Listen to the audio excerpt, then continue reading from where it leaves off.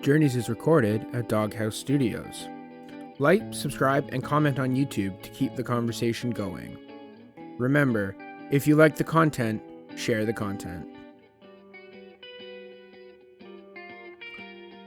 Welcome back to Journeys. Today is Wednesday, September 1st. I am Chad Jones, and this is Journeys. So, this week I've been talking about relationships, and one relationship that I kind of have a complication with is this, actually, which is waking up every morning and doing it. I'm kind of feeling a little tired, a little burnt out, but hey, you know what? I enjoy it. I think I need it, and I'm going to just roll with the punches today. So the next relationship I want to kind of delve into is my father. Me and my dad have kind of like a weird relationship and a weird history where I know he loves me, I love him, I know that we can be really close and get along really well, but sometimes it just, we do not see eye to eye. We can't get on the same page,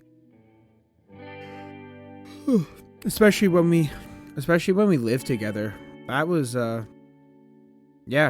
it was hard. I mean, he's got a lot of problems, I got a lot of problems. I know that living in the same house was never the same, but as soon as I moved out and as soon as I had my own space away from him, I find myself calling him more. I find myself talking to him more. And I mean, I know that anytime I have any issues and I have problems, like, he's the first one I want to call. He's the first one where I'm like, hey, I'm stressed out, I need help. And he's there.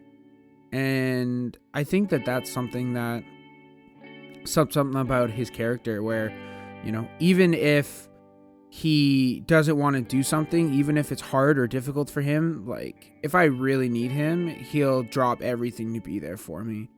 And I think that that's super great.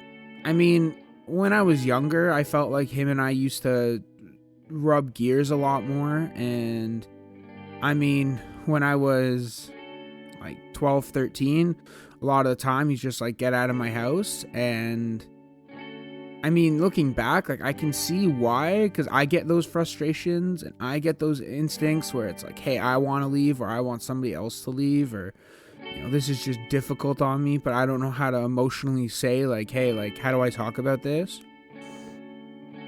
But that's just kind of one element to my dad. I mean, like, growing up, my sisters and I,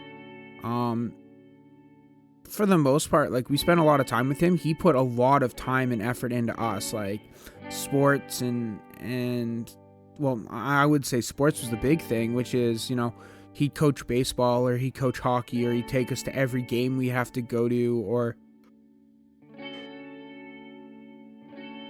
see, this is what I mean by just burning out. I'm just yawning so much. Or he'd take us to sporting events, or he'd take us downtown, or, you know, a lot of the time, like, he wanted to spend that time with us, but I just don't think, like, he knew how to address some of his bigger issues. And I mean, I'm not really going to delve into those here, but yeah, I think it was something that it was like a sandpapery relationship where we kind of got along, kind of didn't, but at the end of the day, there was still love there. And, you know, after some of the things that, I mean, have happened in my life, I know some people were like, how can you forgive your dad for some of the things that he said and some of the things he's done? I'm like, well, I love him, and like, that's part of being a loving person, which is just, you know, being open to that forgiveness even when it's difficult. And I don't think he's a bad person by any means. I don't think that he's done things that are unforgivable, at least to me, but I know he's got kind of a hard personality. I know, even in talking to my mom about his work life and how he works, he's very aggressive to get his point across. So, and I see a lot of tendencies that he has in me. Like, I think, like, he has some dependency problems, but not as much as I do. I think I have a lot more dependency problems.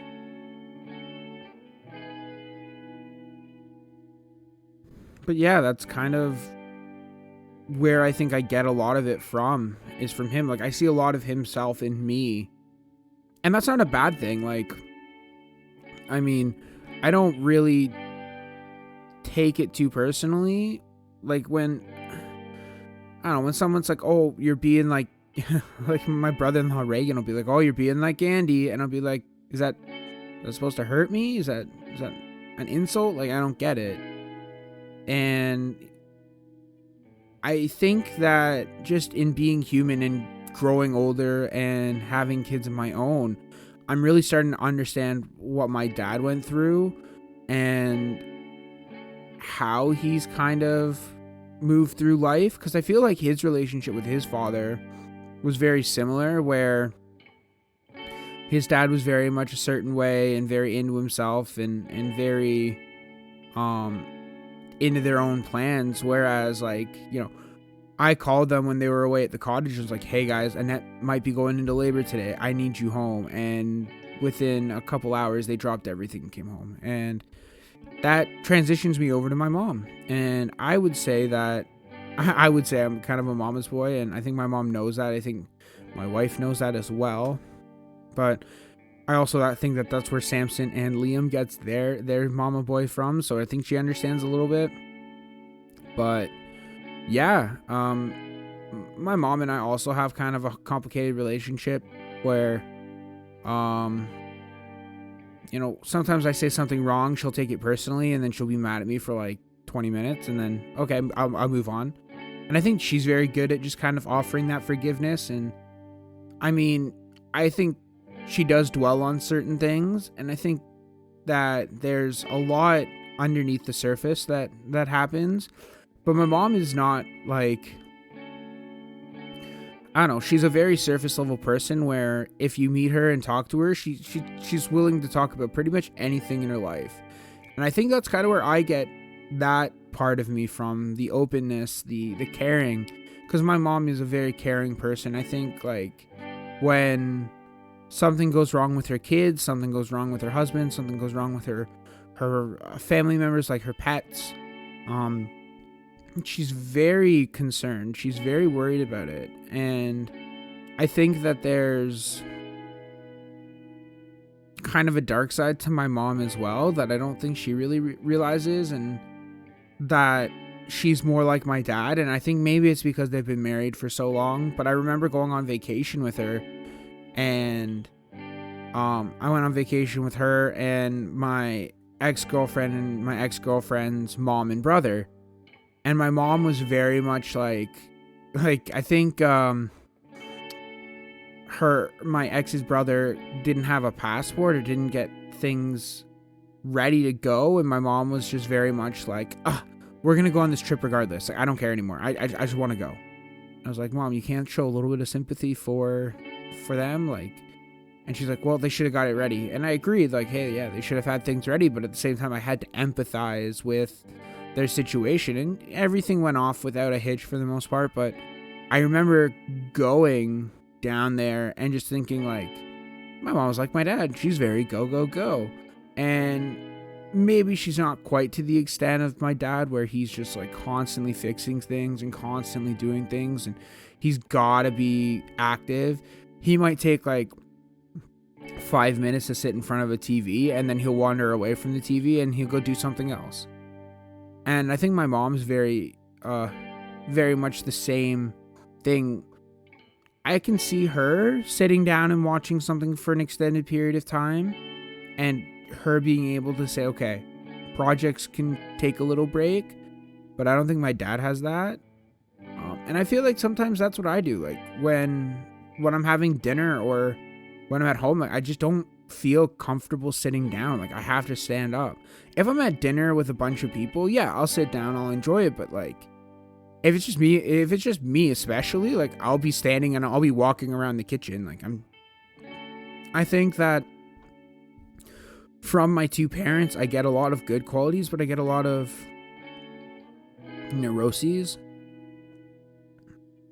And I mean, I kind of want to compare and contrast myself to my sisters in the next half.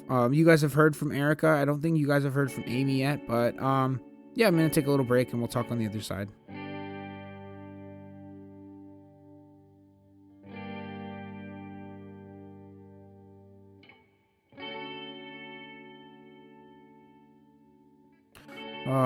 All right. So the next thing I want to kind of talk about are my sisters. And I think in talking about my sisters, I'm going to go in chronological order. My first sister, my eldest sister, who's still younger than me, but older than my youngest sister, Amy. And I think Amy kind of got the short end of the stick when it comes to all the neurotic parts of my family. But she also got like the most like sweet part of the stick. Like, she's such a sweetheart. She will do anything for anybody. Like, she puts herself out there so much for other people to the point it's almost to the detriment of herself. And yeah, it's something that I not empathize, not envy, but it's something that like not even I can put myself on that level. Like, she just cares so deeply about so many people.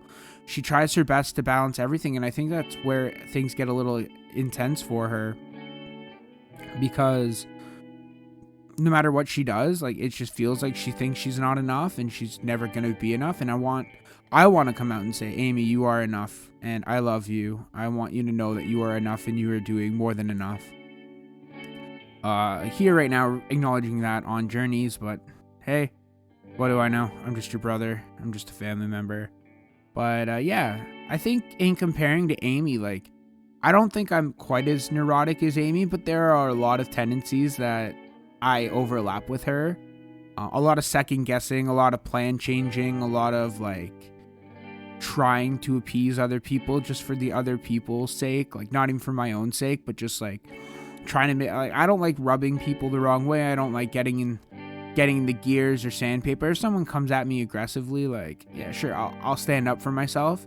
And I'm starting to notice in what she's telling me, especially because like her whole identity lately has been work.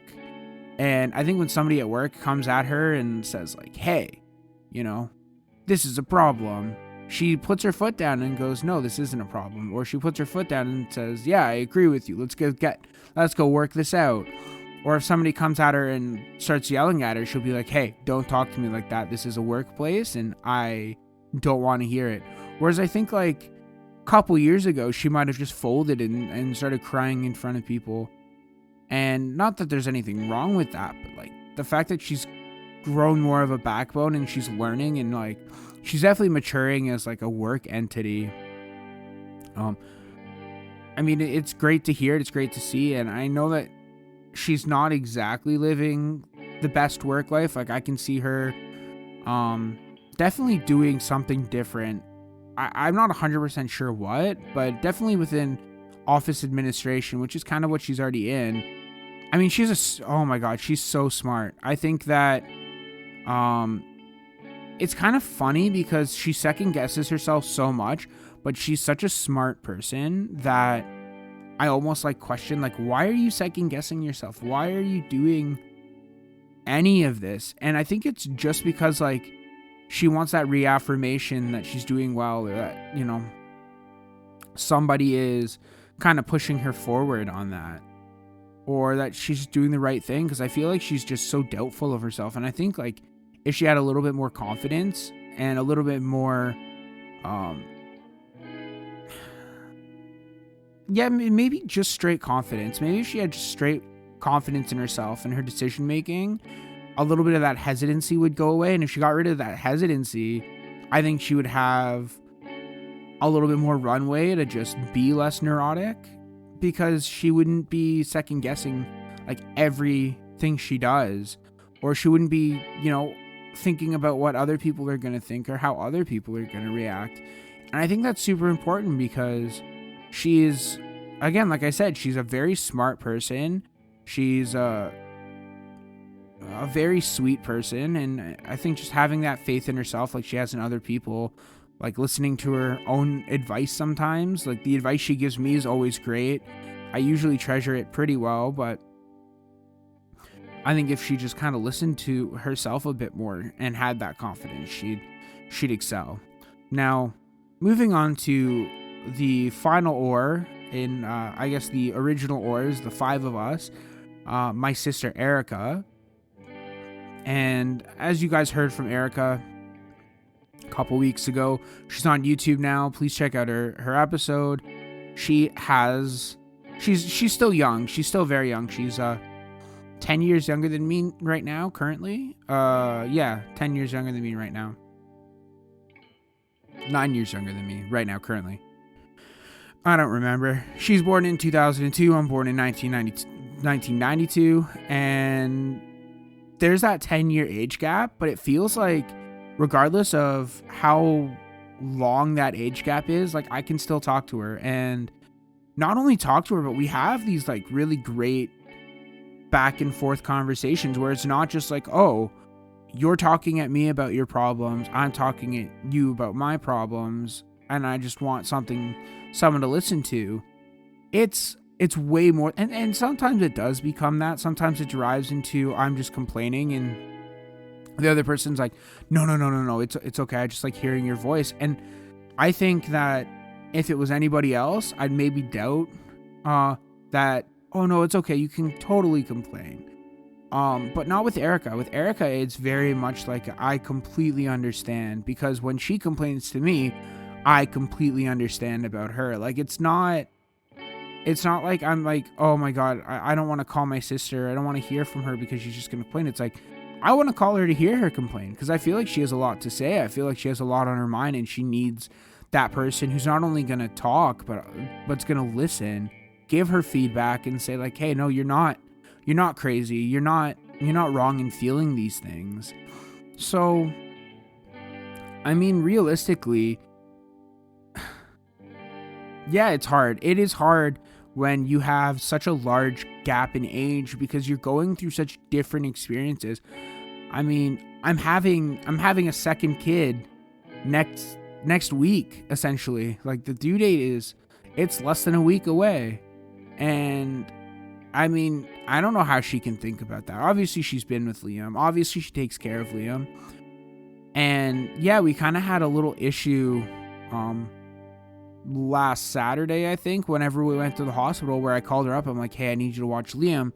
And like, there was like immediate hesitation. And I told Annette, like, hey, if I honestly thought Logan was coming, I would have just been like, Erica, you have to deal with it. I knew she would have stepped up, because I trust her on that. Even if she hesitated, even if it was like, oh, I mean, we're not really ready. And I get it. Her situation was kind of bad, where she had no internet, no TV, no cable, nothing. Like, everything had just been cut.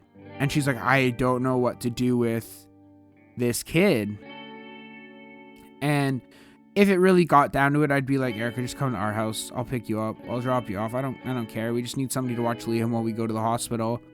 And I think that despite surprising her with the last minute, just the last minute plans, because, hey, we're going into labor. And as much as she was very hesitant about it, I trust her to step up. I know that hesitation is more or less like, oh, you caught me off guard. Like, let me put a towel on. I just got out of the shower. Less than, oh, I don't want to watch your kid. It wasn't that at all. And I think my wife misinterpreted that. But I know when it comes to my family, and just summarizing everything I've talked about, I think the main theme is that these 4 people have been there for me my entire life.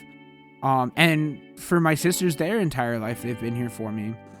And I mean, there's one thing about being young and not really understanding what these people mean to you.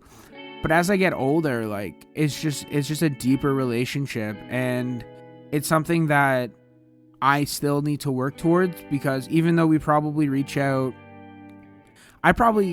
to a family member every day, whether that's my dad, my sisters, my mom, it doesn't matter, because I know all of them are there to listen, and all of them are there to hear what I'm going through, and I'm always there to ask them what they're going through. So, I don't know. It's just an interesting dynamic between the Orrs, and I just want to say I love you so much. Thank you for letting me talk about them. thank you guys for letting me talk about you guys. But for now, I'm just gonna let it be. I hope you guys enjoyed the episode. Today is Wednesday, September 1st. This has been Journeys. I'm Chad Jones. Tomorrow, I'm hoping to get Annette on for my birthday. Tomorrow's my birthday, everybody. If you listen to Journeys, wish me a happy birthday. Say Journeys sent me here. If not, I will talk to you on another time. Thank you so much. Bye.